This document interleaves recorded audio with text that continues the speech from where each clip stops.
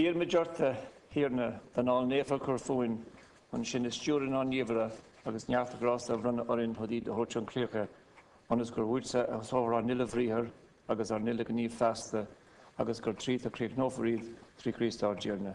Direct we beseech thee, O Lord, our actions by thy holy inspirations and carry them on by thy gracious assistance, that every word and work of ours may always begin from thee and by thee be happily ended through Christ our Lord. Amen.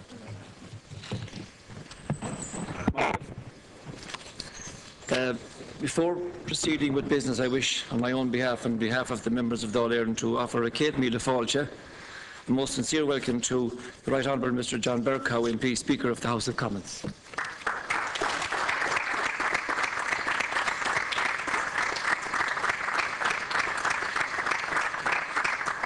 I express the hope that you are finding your visit here most enjoyable and you are most welcome to Leinster House. Now we go on to the Finance Locally Property Tax Amendment Bill 2013 second stage, and I call on the Minister to move the second reading motion, namely that the bill be now read a second time. I move that this bill now be read a second time. I now call on the Minister. The Finance Local Property Tax Act 2012 was enacted into law following its signature by the President on the 26th of December 2012. I signed the commencement order bringing the Act, other than Section 19, 20 and 21, into operation, with effect from the 1st of January 2013. Sections 19, 20 and 21, which relate to a local adjustments factor, will come into operation with effect from the 1st of July 2014. The introduction of the Finance Local Property Tax Act 2012 met one of our programme commitments to the Troika, which had to be completed by the end of 2012. To remind those in the House who appear to have forgotten, this commitment was entered into by the previous Fianna Fáil government. Given this Troika commitment and the government's determination to fix the national finances in a manner which supports job creation, we have chosen to implement the local property tax. The local property tax will keep taxes on jobs, such as income tax, unchanged. Recent ESRI research shows that a property tax has the advantage of being 6 times more job-friendly than taxes on work and income.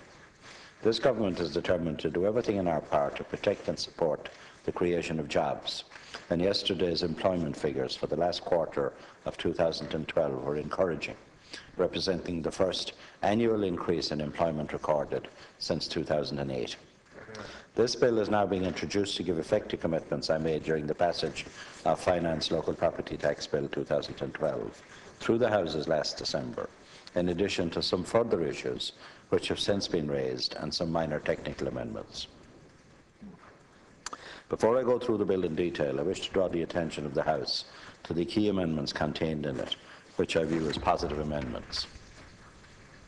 I have agreed with my colleague, the Minister for Environment, Community and Local Government, Deputy Phil Hogan, that houses demonstrated to be subject to a certifiable level of pyrite heave should receive an exemption from local property tax.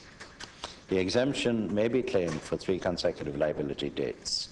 The Minister for the Environment, Community and Local Government will provide regulations stipulating how residential properties should be tested for pyrite-induced damage. These regulations will also provide for the issue of a certificate in respect of a property that has been verified as having a level of damage significant enough to warrant exemption.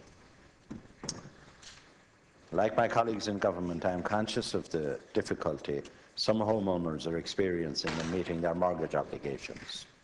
Under proposed new amendments, a person who has entered into an insolvency arrangement, that is, a debt settlement arrangement, or a personal insolvency arrangement under the Personal Insolvency Act 2012 may qualify for a deferral of the local property tax that falls due for the payment by that person during the period for which the insolvency arrangement is in effect, where a valid claim is made to the Revenue Commissioners. Further proposed new measures provide for the possibility of a deferral for liable persons who cannot, without excessive hardship, pay local property tax when it becomes payable as a consequence of a significant, unexpected financial loss or expense. This particular deferral will operate on a different basis to deferral arrangements provided for in the original Act, a liable person must apply in writing to the Revenue Commissioners for the deferral and meet the criteria that will be set out in guidelines to be published by the Revenue Commissioners. Deferral cannot commence until the Revenue Commissioners have received from the liable person whatever information or documentation they require to make a decision, and having made their decision, notify the liable person that a deferral is allowed, subject to whatever conditions they may impose, in accordance with the guidelines that they will publish. The bill also allows for a reduction in the chargeable value of a relevant residential property that has been adapted for occupation by a disabled person, where the adaptation has been grant-aided by a local authority. The reduction is limited to the lesser of the chargeable value attributed to the adaptation work carried out on the property and the maximum grant payable under the relevant local authority scheme. The relief will not apply after the sale or transfer of the property unless the person with a disability continues to reside in the property. The bill also provides for an exemption for a residential property that is purchased or adapted for use as a sole or main residence by an incapacitated individual, where an award has been made by the Personal Injuries Assessment Board or a court, or where a trust has been established specifically for the benefit of permanently and totally incapacitated individuals. To be exempt from payment of local property tax, a residential property must be acquired or adapted to make it suitable for occupation by an incapacitated individual. To avail of the exemption, in cases of adaptations, the adaptation cost must be greater than 25% of the chargeable value of the property before such work took place. The exemption will no longer apply if property is sold and the incapacitated individual no longer occupies it as his or her sole or main residence.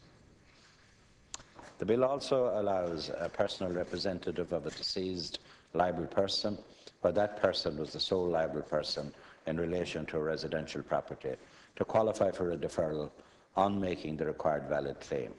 The deferral may be claimed in respect of local property tax that was due and unpaid at the time of the liable person's death. Local property tax that was deferred by the deceased liable person. The local property tax that falls due in the 3-year period immediately following death. The bill limits the period of time for which personal representatives may qualify for a deferral to 3 years commencing from the date of the death. However, if the personal representatives are in a position to transfer the property to a beneficiary or to distribute the sales proceeds where the property has to be sold, the period of deferral ends at that point. In all cases, the personal representatives will be responsible for payment of the deferred local property tax when the period of deferral comes to an end. I previously indicated that properties used for accommodation purposes by groups such as the Girl Guides will receive an exemption from local property tax. This was on foot of a commitment I gave during the Shannon debate on the Finance Local Property Tax Act 2012. The bill now provides for an exemption for residential properties used by a charitable body for recreational activities connected with its charitable purpose, where this is not done on a commercial basis. The chargeable value of all properties for which the liable person is a local authority or an approved housing body will be deemed to be within the first valuation band for the first valuation period, that is up to the 31st of October 2016. Local authorities and approved housing bodies may also defer their 2013 local property tax liability until 2014. This is to allow such bodies to put in place arrangements for the payment of the tax and for the valuation of their properties. An amendment that is proposed to deal with issues arising where there is a change of liable person between valuation dates has been the focus of much media and opposition attention in recent weeks. Where the liable person changes between valuation dates, the vendor will be obliged to provide the purchaser with details of the chargeable value that was established on the first valuation date, along with any relevant documentation. Failure to comply may result in a fine of €500 being imposed on the seller of the property.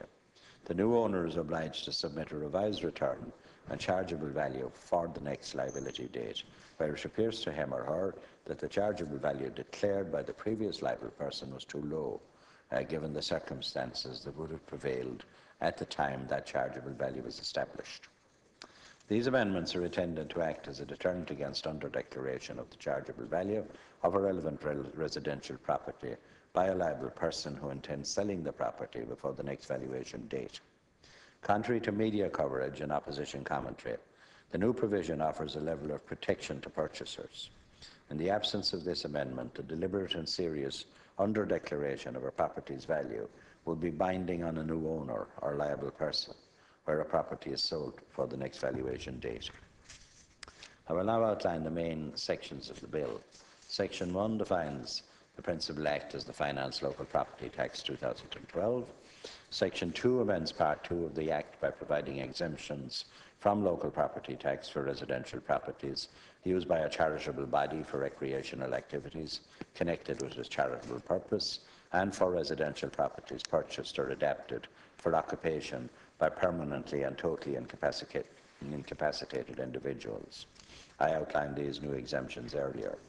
Section 3 amends Part 2 of the Finance Local Property Tax 2012 to provide an exemption for a temporary period of at least 3 years for residential properties that have been affected by a significant level of pyrite-induced charge.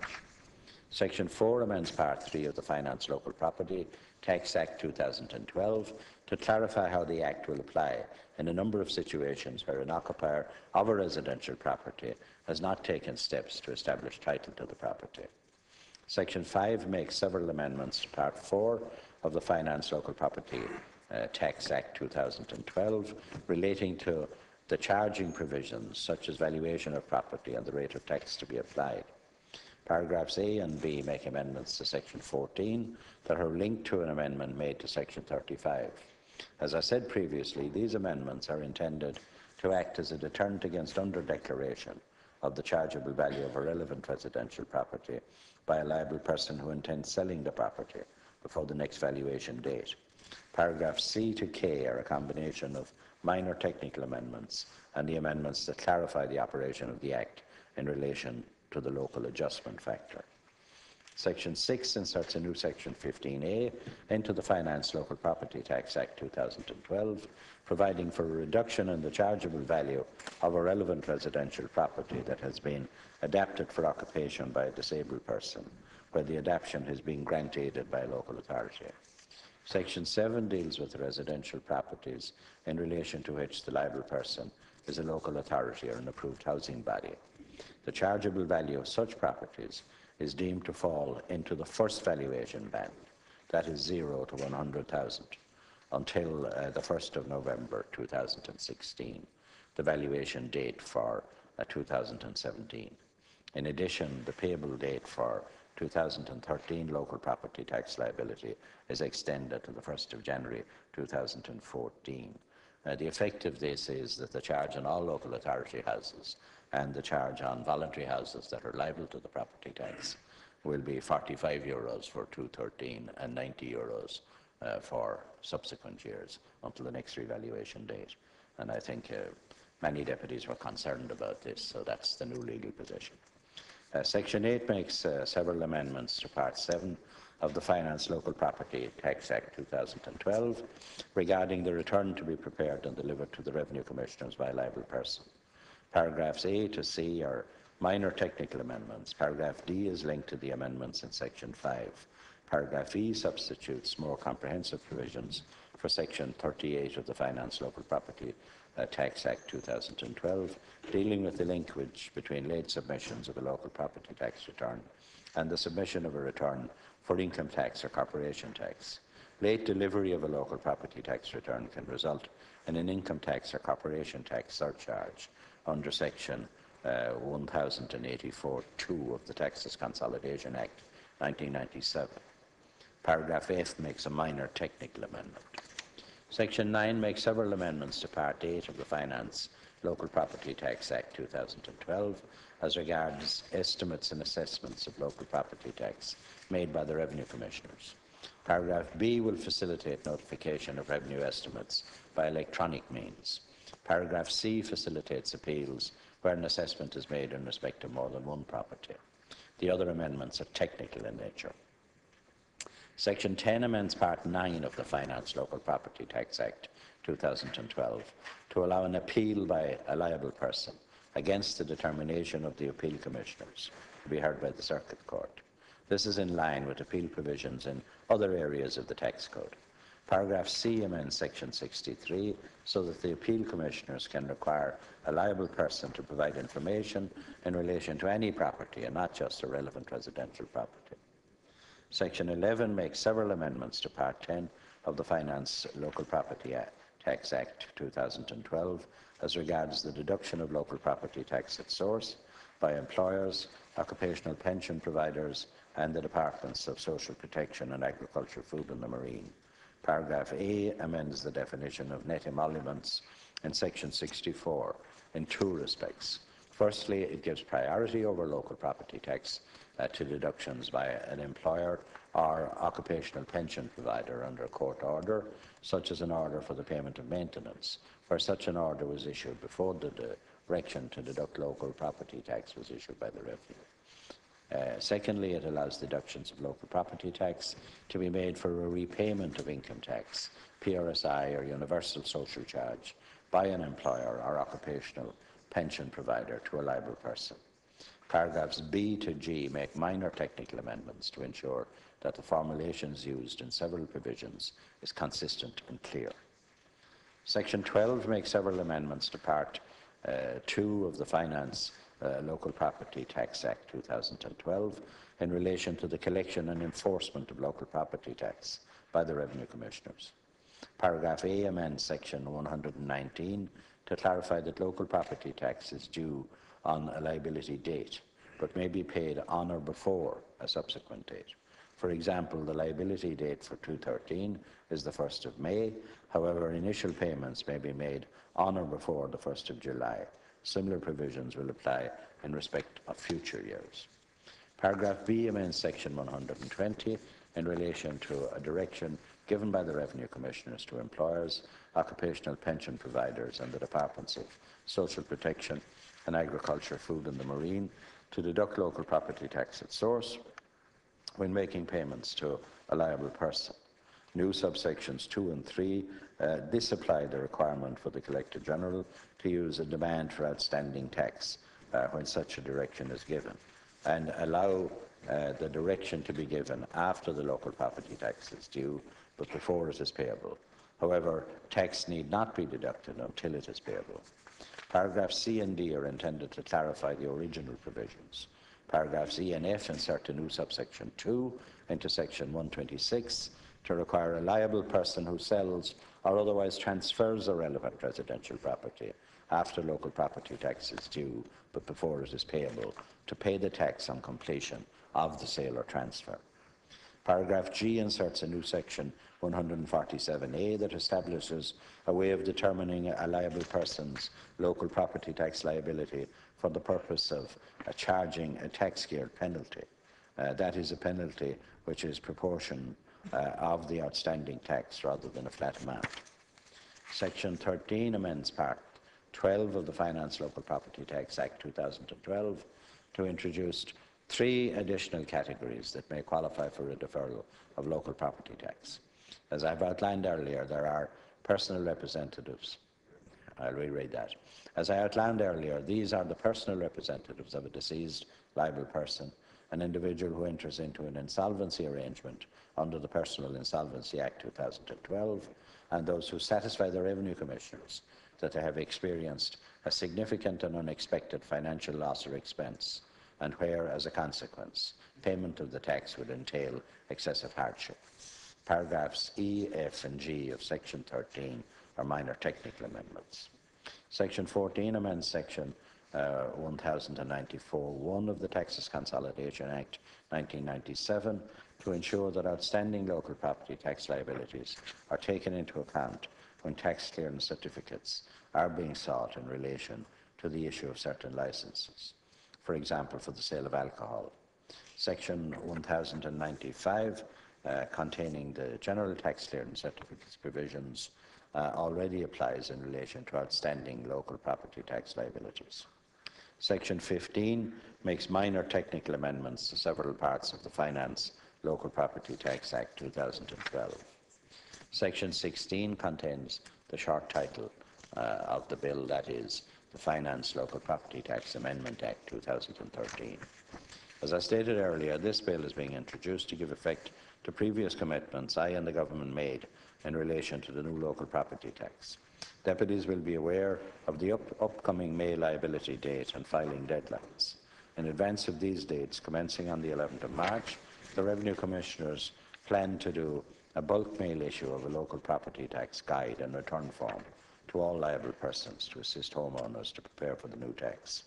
The passing of this legislation at this time will provide certainty to the Revenue Commissioners. It will give homeowners time to consider the guide, to assess their liability and to make their return on time, and to assist the smooth implementation of the tax. I commend the bill to the House. I now call Deputy Michael McGrath.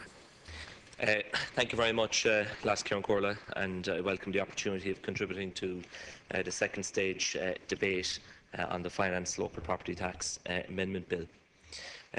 Las Ciaran Corla, it's little surprise to me and many of our colleagues in this House that just 2 months after the property tax legislation was rushed through the Dáil and the Seanad, we are here debating an amendment bill to that piece of legislation. The original legislation was unsatisfactory for a number of reasons, not least the fact that it was rushed through the Oireachtas and a number of deficiencies have subsequently come to light. During the debate last December on the property tax bill itself, the opposition had tabled 88 amendments at that time. None were accepted by the Government, and in fact only 3 hours was allowed for the committee stage debate on one of the most important pieces of legislation that this Oireachtas will consider in this term. Today, the Government is attempting to right some of the obvious wrongs that have been identified in that legislation. I will try to deal with some of these, but first I would like to say a few words about the economic, social and indeed political context in which this tax is being introduced. The reality is that even with the passage of this bill, the property tax will remain a deeply unfair tax which will disproportionately hit low and middle income families around the country. I know that the Minister in his own opening remarks accused some of us on this side of the House of having forgotten commitments that were made by the previous government to the Troika. We haven't forgotten them at all, Minister, and I know that you don't like to be reminded of this document, the Fine Gael manifesto, which you put before the people 2 years ago in the election and campaigned on that basis when you made the point very clearly at that time, and I quote, "An annual recurring residential property tax on the family home is unfair." That was the Fine Gael position, and he went on to say that what will be viewed as fair in South Dublin might be viewed as unworkable in rural Clare, and I'm sure some of your colleagues sitting behind you might agree with that.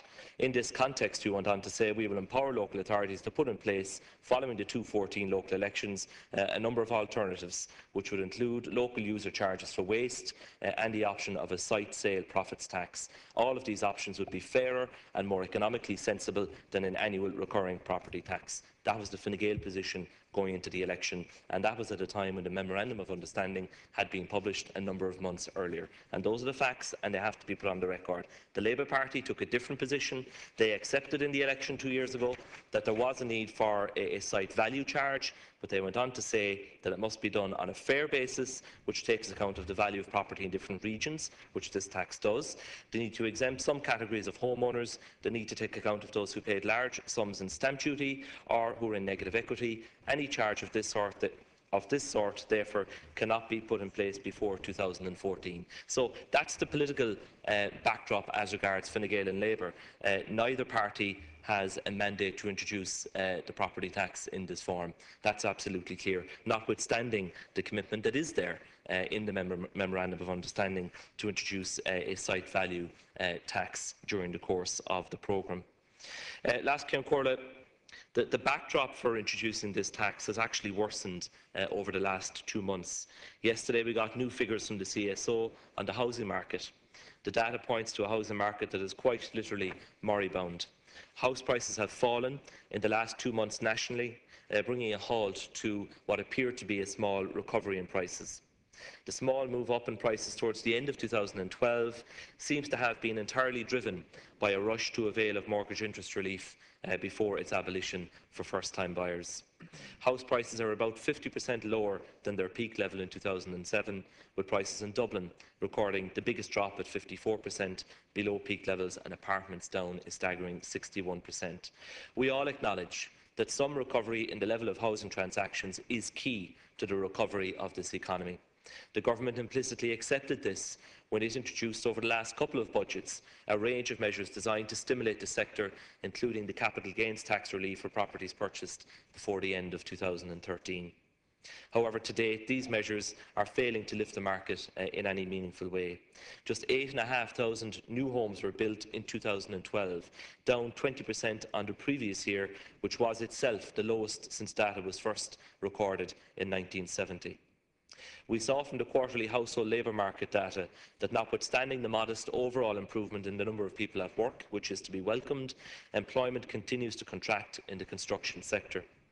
The introduction of a property tax is likely to delay any recovery in the housing market, further damaging the domestic economy by extension.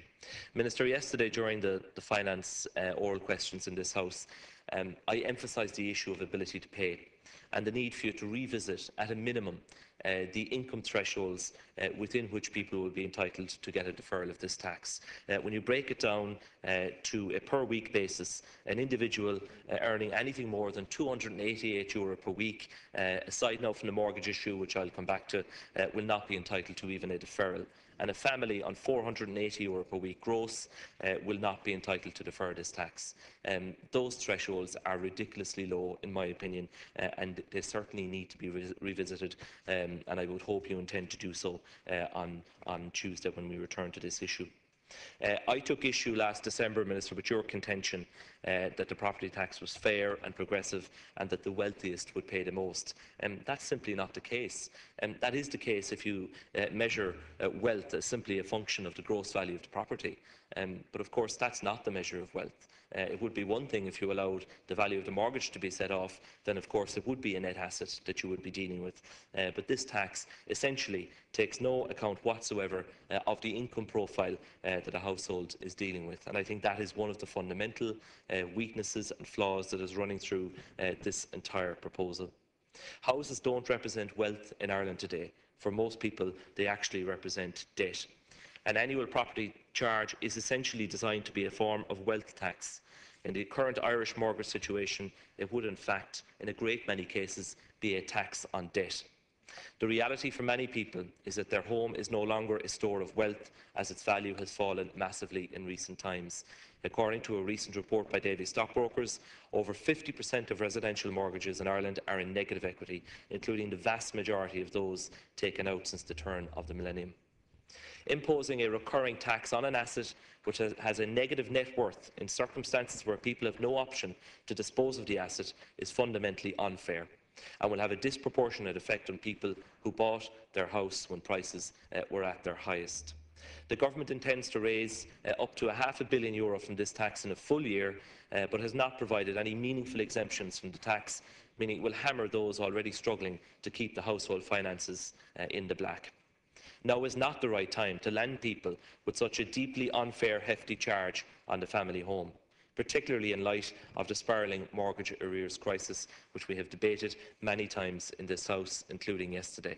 And as you know, Minister, the most recent data on residential mortgages shows that 86,000 residential mortgage accounts were in arrears of over 90 days at the end of last September. That's up from 81,000. These borrowers collectively owe over €15 billion. The upward trend in arrears has slowed marginally. It is important to note that getting worse more slowly is not the same as getting better.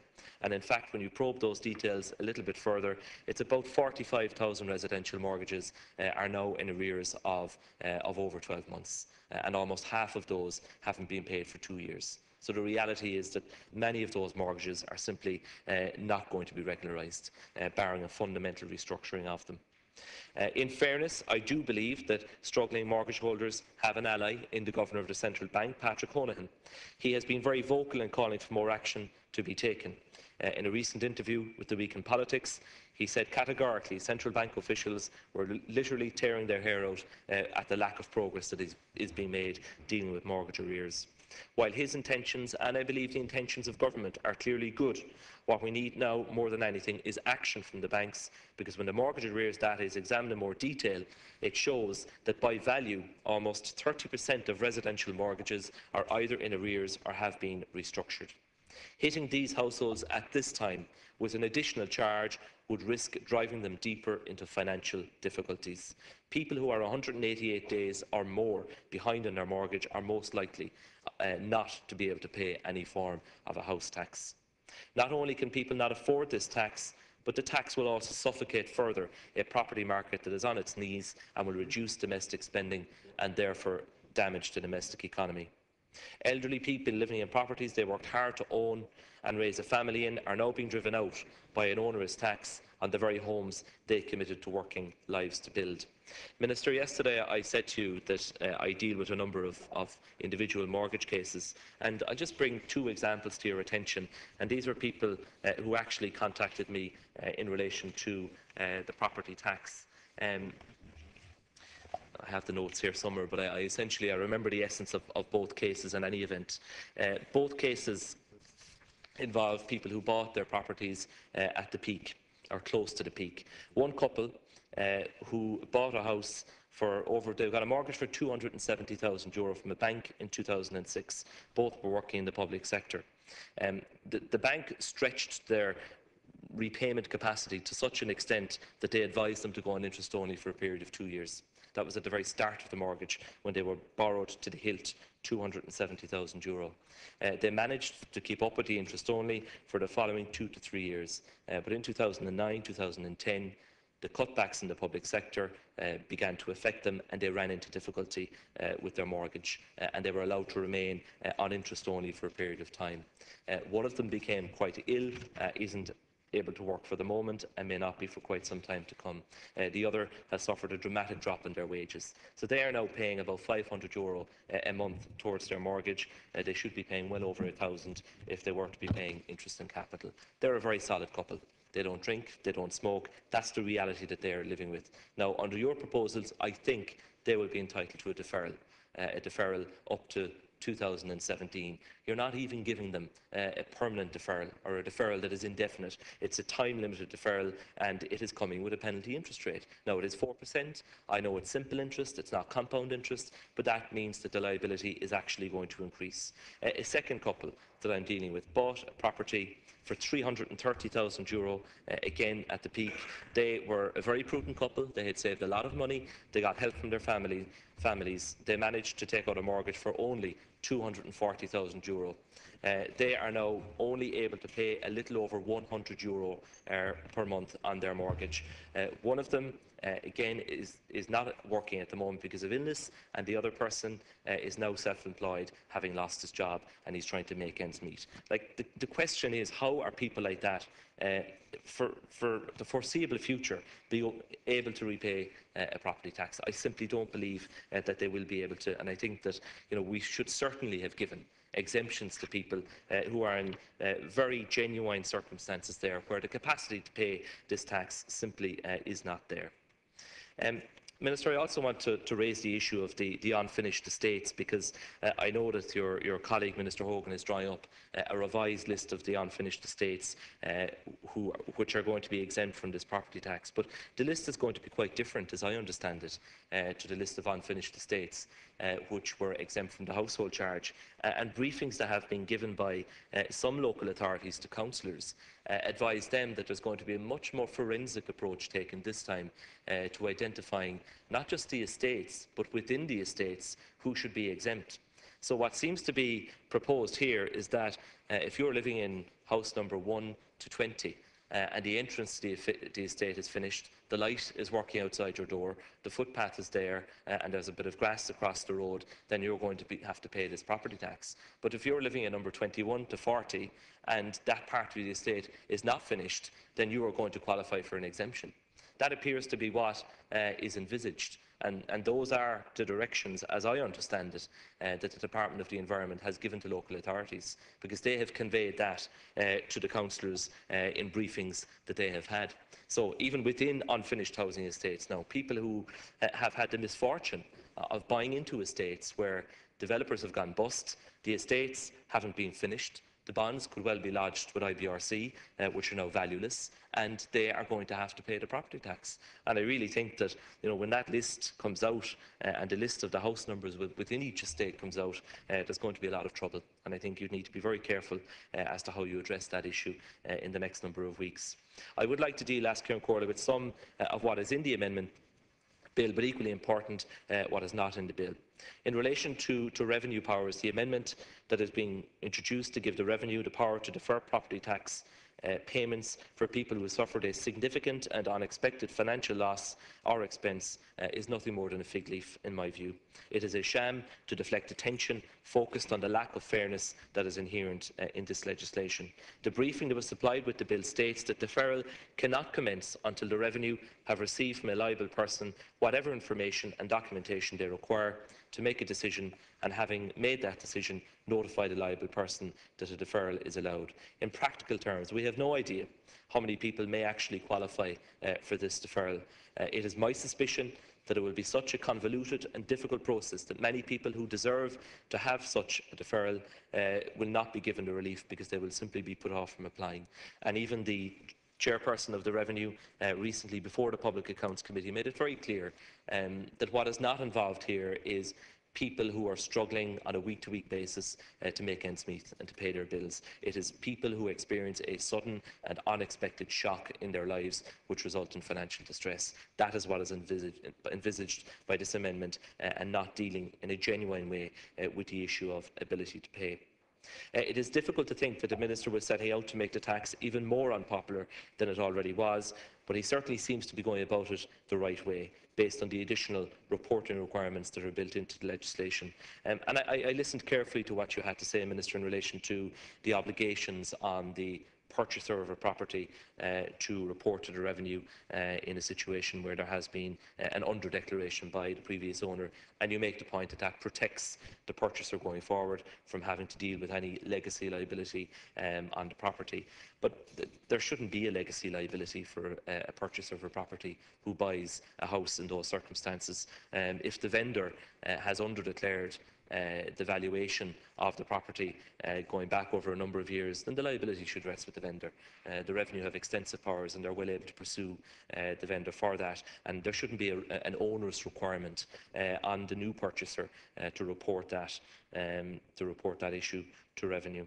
I also think, Minister, that the powers given to the Revenue in the original legislation to deduct from weekly welfare payments, to deduct the property tax from a person's payslip, or indeed to execute a direct deduction from somebody's bank account, will cause enormous problems. And the reality is that for a lot of the people who genuinely cannot afford to pay the tax, the Revenue will be dipping into bank accounts that are already in the red, bank accounts that are in overdraft, and they will have to intervene in that way. Last Ciaran Corley, I welcome the concessions granting a 3-year exemption to houses hit by pyrite. However, the Minister needs to go further, in my view. People who live in an estate affected by pyrite, whose house is not itself impacted, do not receive an exemption. And the reality is that in most cases, they would be unable to sell their house, as no bank would give a mortgage to a prospective purchaser in such circumstances. The cost of proving pyrite damage may also be prohibitive, even though a visual examination would show its obvious presence. The Minister has granted a limited exemption to charities such as Scouts or Guides who provide weekend-type accommodation for their members. This is good and is to be welcomed. We all know charities fulfil an important societal need, particularly at the present time. Their state funding has been cut and donations are well down. The exemption in the original bill is only for charities where the property is used solely or primarily to provide special needs accommodation.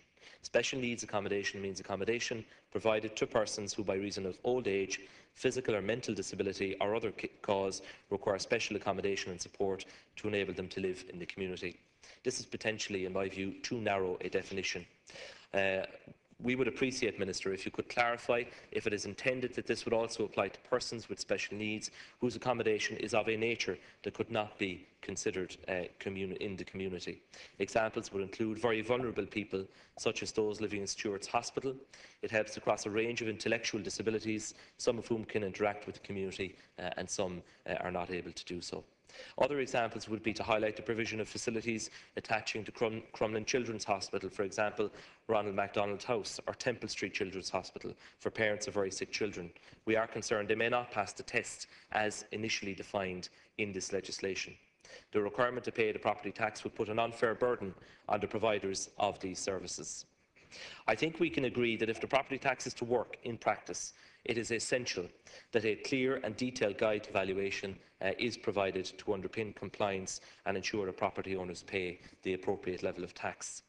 In reality, revenue will say your house is worth a certain amount, and it is up to you to show that it is worth less than that, if indeed it is. The cost of getting a professional valuation is likely to be prohibitive, so people will simply give in and pay the revenue assessment in many cases. In valuing imported cars for VRT purposes, for example, many consumers often complain about the high valuation, as they see it, imposed by revenue.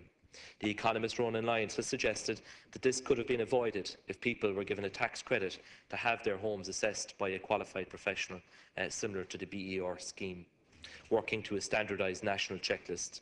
This would have given the revenue in year one the information needed on the dwelling's type, size, age and location, and other factors that affect value to perform meaningful auditing. The newly established Residential Property Price Register does not assist in this regard, as it contains none of the property's characteristics which would be required to assess a property value, and is therefore going to be of quite limited benefit to most people in determining what their liability is under this tax. Minister, I think that the bill that we are debating today is a missed opportunity. It is our genuine view that this is not the right time to introduce a tax on the family home. We did publish our own alternatives, which would have raised at least as much revenue in 2013 to bringing forward this tax. But given that you have enacted the primary legislation introducing the tax, this bill is certainly an opportunity that I think you will rue that you have missed. You could have provided a much fairer basis for the charge if you had adopted some of the measures that we have proposed. And it's not too late. We have the committee and report in final stages next week. We have tabled, as have the other opposition parties and groupings, amendments which will undoubtedly make this tax fairer, and I believe which would help it to achieve a greater degree of public acceptance. In the next couple of weeks or so, the Revenue are going to start issuing letters to householders right across the country. And people are very fearful. An elderly man called my office the other day and he was afraid that he would lose his home because he wasn't able to pay the property tax. Of course, we reassured him that that is not the case. But that is a measure of the fear and anxiety that is out there. And people are genuinely finding it tough, as you well know, Minister. And the thresholds that you have set for a deferral are miserly, and they need to be reviewed. I don't know when, any time, a person in the Cabinet currently tried to live on €480 a week. With a family, as I said yesterday, you're looking at spending probably about half of that on essential groceries alone. And that's before you pay electricity, gas and other essential household bills, and before you even mention the mortgage. Those thresholds absolutely need to be revised. You're clearly not going to go back on the overall fundamental decision to introduce this tax, but in doing so, you could certainly make it far more palatable and far fairer than you have currently set out to do. And I very much hope that in the debate on Tuesday, that some of the amendments that have been put forward will be accepted. Thank you very much. I now call Deputy Pierce Doherty, sharing with Deputy Brian Stanley. Cairlí agus ní bheith intas bíar an ara nar an rialtas gohfuil sin féin go helas go homlan in éan an county seo a tá ghearúir an rialtas cégur hogsad an commitment an galtnas an téhan dearna ná mé the Corvaim an policy lochta a bhí corhan tosaí ag party íana fáil nar a bhí siad san rialtas. Chartan an chartan siúgain na tíbastí jailwa by letra Golfridge na darsha ag na 100,000 duine a geriú arthú ní smó arigid a dhéal hagan stage ó hiú margheall go bhfuil teathagú. Agus ní dóid a bí go goirí seo go leor daoine go heiríonn sin atá an chud iad sinna grúachas, iad sinna faibacu la margastík, na iad sinna just faibacu bia har an tebel an poisí na édaí har grim a mach na nín go gorí seo har an imiliad. Agus cé go bhfuil an cheadráachtaíach take an tasí an rialtas ó bhí during na bliana is hartan, agus go bhfuil inis leasú hála sin an beile seo. Níl tá am go fáil an fáin rialtas an rud ceart dhéanú, agus deirú hála sin céin seo a dhéanú tihí tailaí agus policy uair a thuirteiste an ar féidir linn airgid a thuirteiste mar atá réite ag páirtí an rasara tá go leor dáin éileann na féidir linn an airgid tíal céar na thuirteiste gan an bhfuil a trom seo thar greibh muintir na tíre. Minister, this week and over the coming weeks, and I think the details is that next Saturday, a week tomorrow, the Revenue Commissioners will deliver to An Post hundreds of thousands of letters that An Post will start distributing from the following Monday on. And they will go to every single eligible and indeed some ineligible households across the state. And it will be yet another demand from this government, who is fixated on austerity and implementing the failed policies of Fianna Fáil, to ask them for more money to pay for the sins of others. Only last week, 70,000 homeowners heard that AIB are planning to increase their variable interest rate on their mortgages. And this comes at a time when 1 in 4 domestic mortgages are in distress. And the last thing, if we just want to take this section of society, the last thing that 180,000 mortgage holders in distress need is another letter bearing unsustainable demands on them. Or for the 1.6 million people who the credit unions, the League of Credit Unions survey showed that they only had €50 at the end of the month after paying essential bills, this will be a tipping point for them. So then, if that is the case, and if we realise that this is the problem that a huge section of society are in, then why are we discussing tinkering with this bill? Indeed, in some ways making it worse, in some ways making it better. But what really should be done is to scrap this bill and come up with a more progressive way of bringing in revenue for the state that will reduce our deficit, but that will not place the burden on those that simply can't meet it. Minister, how many more people do you believe that this tax will tip into mortgage arrears? Or how many more will it suck out, how many more money will it suck out of the real economy?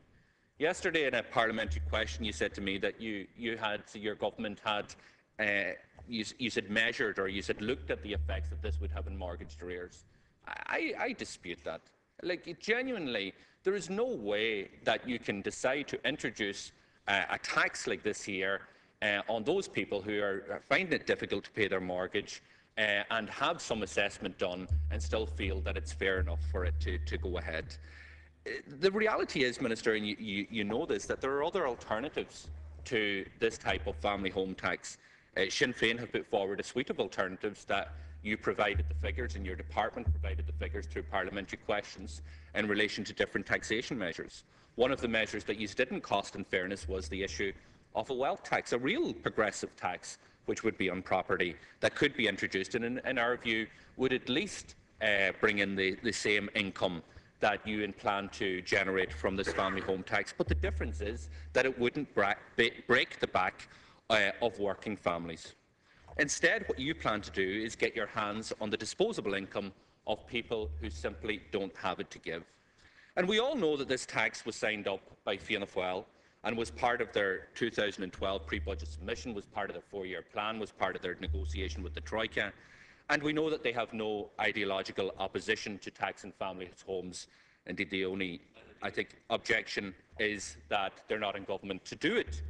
But let's be clear, Sinn Féin has no issue with taxing wealth, no issue whatsoever with taxing wealth. And property is a part of wealth. But we are not, and we are completely opposed to taxing the family home regardless of income or wealth. So if we want to have a wealth tax, let's have a wealth tax. Let's tax the yachts, the helicopters, let's tax the investments that these people have, and let's set a threshold where there would be an exemption until you reached a certain point. That is a real wealth tax. So let's not pretend that we're discussing here is some type of wealth tax. Some of Europe's most progressive countries, including Sweden and Norway, operate wealth tax that work. At least Fianna Fáil were in favour of this type of tax before the election, but Minister, you weren't in favour. Your government wasn't in favour of this before the election, and neither was the Labour Party. So why have you capitulated to the failed policies of the past? And as I was looking through the internet last night, I came across a leaflet that was issued by your party, Minister Noonan. It was back in 1994, because this wasn't the first time that Fianna Fáil had proposed a property tax. And you brought out a leaflet in January of 1994, and you were finance spokesperson just in the preceding year, and it was, "They will tax the roof over your head." Fine Gael anti-property tax leaflet. And it's quite interesting, you know, what is contained within that leaflet, because I think a lot of it is relevant today. It says, why is Fine Gael so opposed to this family home tax? And I note that you don't call it a property tax, as Fianna Fáil and Labour were arguing for at the time. You called it a family home tax because you knew what it was, and you were right. And you said, number one, it is anti-family because it is based on the total income of the family. And you went on to say that this could encourage mothers and fathers to send their sons and daughters out of the family home. Now, I'm not really sure about that, but that's what you said as your first bullet point. You said it is anti-Dublin tax because higher land values in Dublin, the majority of those liable for the family home tax will be in Dublin. Very similar to the situation today. You said it is a double taxation on people who have already paid their full tax liabilities, PRSI and PAYE. It's the exact same as the situation today. The only difference is that they've paid massive amounts of stamp duty as well now. You said it is anti-home ownership. The family home tax will discourage people from buying their own homes. Same situation exists today. And you said it is against the spirit of self-reliance which Fine Gael encourages. Now, obviously, you have ditched that. But you go on to say it's just not fair. And I have the leaflet in front of me. And you know, this is based on Fianna Fáil and Labour attempting to bring this charge in. And you say, could you trust either Labour or Fianna Fáil again? They have broken their promise. They do not deserve your trust. So much for their much vaunted commitment to change. That's what you said. That's what your party campaigned on. Every single one of those policies are the same. You went on to say that the residential property tax will not help to relieve the burden on taxation on income. You say the additional family home tax will not create one extra job and makes no contribution whatsoever to tax reform. And you say Fine Gael will be opposing the imposition of the family home tax by every means possible. And you finish it all off with, don't let them get away with it, join Fine Gael. Now, Minister, every single one of those points are relevant today. And indeed, there's probably more relevance in them today, given the fact that we're in the middle of a massive crisis in terms of mortgage distress that wasn't there in 1994, that people bought homes, and some of them, and we all know in this House, people in high places connived with banking officials to assist homeowners to buy homes that they should never have been afforded to. They broke the rules, bent the rules, distorted the rules in ways that mortgages were given to people who should never have had them, but yet they're sitting back comfortable in their positions, and it's the individual who has the loan that is taking all of this responsibility. I recognise that this bill, which has been amended from the original bill, brings forward some reliefs, but they're reliefs in the narrowest sense. And, I think there's a lesson here. You rushed through the last piece of legislation without hardly any debate, no debate. There was only one vote taken in terms of an amendment, which was my own amendment, and the rest of the amendments that were put down by parties from the opposition, ourselves, Fianna Fáil and the Independents, weren't even reached and debated. And now we have, with an amendment to bill, before the original bill is even enacted or in place or in operation. And what we're going to do next Tuesday is a repeat of all of that there. And some of the stuff that we'll discuss later on are actually proposals that we've been articulating, or I particularly have articulated during the last debate, but you just dismissed them and rubbished them. because you just wanted to get through with it as quickly as possible. But there are, as I said, some reliefs. But the essence of this family home tax is it remains unfair. And it is only the tiniest elements of taxing according to one's ability to pay. And indeed, on those areas, it's just a case of deferral, the payments for a number of years. There's still gapping inadequacies in this bill to bring it to anywhere near satisfying the criteria for fairness. And where there are breaks for those who, the question is like those who have paid stamp duty, for example, where are the breaks for them? Like your programme for government commitments is that you will take on board any site value tax, would take on board those in mortgage distress. And don't tell me that this issue amendment in terms of the personal insolvency is dealing with that there. That is just a complete and utter farce that this is supposed to be dealing with those that are in mortgage distress. People who have paid massive amounts of stamp duty should not be liable for this family home tax. And I am proposing on committee stage to bring an amendment which means that the outstanding liability on mortgage be taken into account when calculating the chargeable value. And also those that have paid stamp duty, that portion should be exempt. For properties bought after the year 2000, the stamp duty should be taken into account, likewise for those who find themselves in negative equity. These would be small steps, Minister, which would prevent many already burdened and unsustainable mortgage from sinking completely under this new tax. But we know, Minister, from your amendments that your only interest is recouping the maximum amount for the coffers, regardless of the impact on society and our families. Despite our complete opposition to this bill, we're not just going to walk away from it.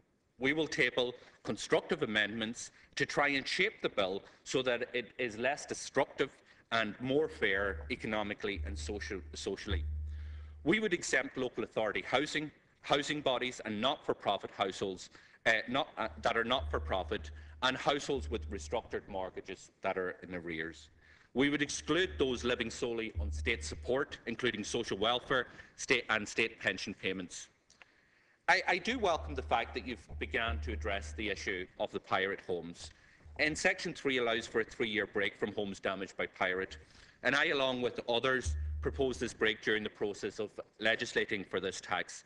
But again, it shows the arrogance of government that you refuse to incorporate it and have now backtracked.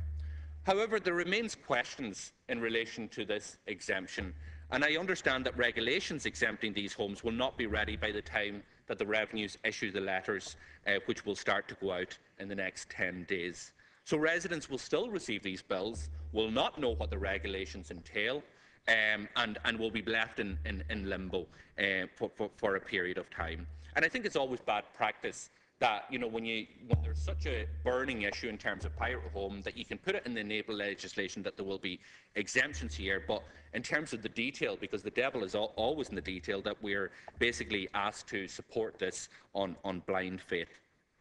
It also is the case, Minister, that those who are affected by pirate, and it's obviously a serious issue, but who decide to repair their house or fix their house by underpinning, which would cost substantial amounts of money, that if they do that, then they will not be exempted anymore.